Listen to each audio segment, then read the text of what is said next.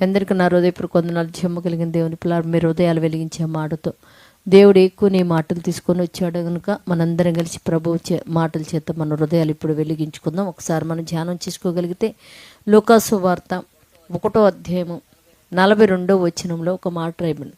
స్త్రీలలో నువ్వు ఆశీర్వదింపబడిన దానివి, నీ గర్భఫలం ఆశీర్వదింపబడును అని రాయబడింది. దేవుని పిల్లలంటే ఇక్కడ దేవదూత వచ్చి ఒక మాట చెప్పింది ఒక స్త్రీతో, స్త్రీలందరిలో నువ్వు ఆశీర్వదింపబడిన దానివమ్మ, నీ గర్భంలో ఉన్న బిడ్డ కూడానంట ఆశీర్వదింపబడ్డాడని రాయబడింది. దేవుని పిల్ల అంటే మనము దేవుని ఆశీర్వాదంలో ఉంటే దేవుని పిల్లరా, మన గర్భంలో నుంచి వచ్చే బిడ్డలు కూడంట ఆశీర్వదింపబడిన వారిగా ఉండాలంట. కనుక ఏ స్త్రీ అయితే వివాహం చేసుకుని చక్కగా బిడ్డలను కానీ చేతిలో ఉందో తను ఆశీర్వదించబడి దేవుని వలన ఆమె గర్భం నుంచి వచ్చే బిడ్డలు కూడా ఆశీర్వాదకరంగా ఉండినట్లు ప్రార్థన చేద్దాం.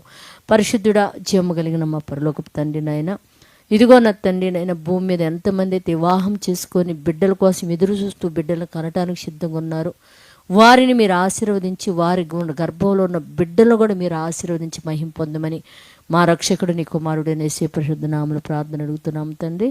ఆమేన్.